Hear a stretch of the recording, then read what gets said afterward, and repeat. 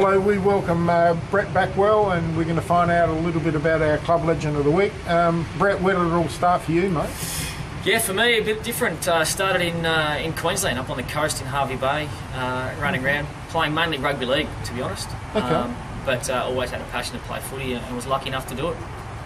And where did you play rugby up there, or Australian football at Hervey Bay? Yeah, played a little bit of Aussie rules. The competition wasn't very strong, but that was always my passion. But rugby league was, and rugby union too. School was all rugby, rugby league, rugby union. Weekends was rugby league, rugby union. You'd sneak a game of footy in whenever you could. And then my last year or two of high school, I travelled to Brisbane, which is 4.5 hours away, to play there and make the state sides, and then was lucky enough to get drafted. And you went to Carlton? Yeah, spent some time in Melbourne at the Carlton Footy Club, which was just an amazing experience. Fantastic footy club. We were successful back then, a bit better than what they are now, but they're on the way back up. And then after that, found myself over here in Adelaide.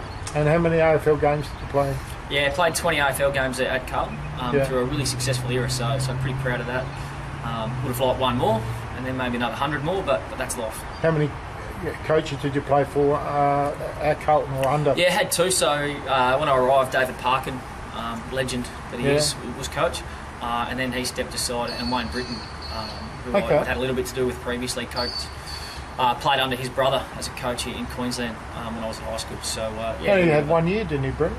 Yeah, Britt's only got the one, and then Carlton Pagan became available, so they flicked him and brought Pagan in. So unfortunately for Brits, because Brits was probably the most footy smart person going around. You hear that? He was phenomenal. Yeah, his footy intellect was huge. Yeah, I know Craig Bradley reasonably well. Braddles and Brits were huge raps. Yeah. And then you come to Adelaide, of course. And then I landed over here and eventually found my way to Glenelg and played 150 or 180 games at Glenelg in the SNFL and had a great time. So, yeah. And a few awards there while you were there? Yeah, picked up a couple little bits and pieces along the way. So, you want to tell us about it?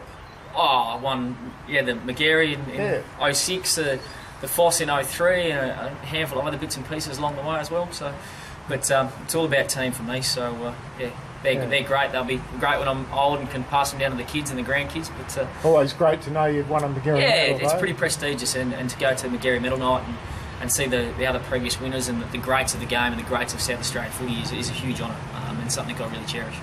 And you did a bit of coaching at Glenelg before heading off to Prince Alfred Collegiate? Yeah, spent 2 years at South Adelaide as the senior assistant under Ronnie Fuller and then Brad Gotch. Yep. And then spent a year as a midfield assistant and the reserves coach at Glenelg. Loved it, loved the Glenelg Footy Club. Hopefully one day we'll find our way back there. But yeah, at the moment, loving Prince Alfred.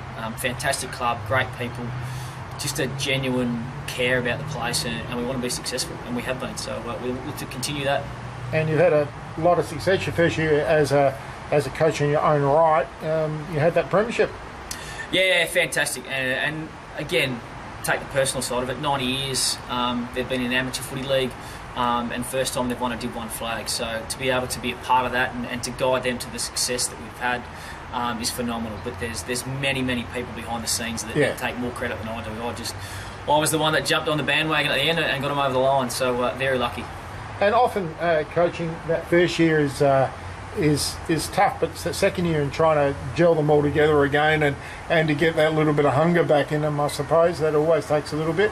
You started off reasonably slow this year, but you're coming good at the right time by the looks. Yeah, we've had a huge turnover of personnel for different reasons. Retirements and guys going back home and interstate and work commitments and study commitments. So yeah, it's been a struggle. As a coach, it's been really tough, but really enjoyable at the same time. To have to be able to work through those tough scenarios and guide a new crop of players and guys in different roles and different positions and really blood some youngsters has been great. It's a really development year again. We're learning and we're teaching and educating, and we're starting to find some form. So we've got 5 more weeks to teach and educate and get them up to where we need to be to have a real crack at winning another final. Was it hard to, especially during the pre-season, to bring that hunger back to that winning group? To some of them, there's a core group of guys that are phenomenal. They really want to succeed and they want to be the best they can be. And it's about now getting the younger guys and the next crop of tiers up to that same level, and really guide and instruct them and get them on board. And look, it's taken a little while. but we're getting there now, and yeah, it's going to be a big sort of last half of the year and then light up into finals. Great. Thank you very much for being our Club Legend of the Week. Cheers.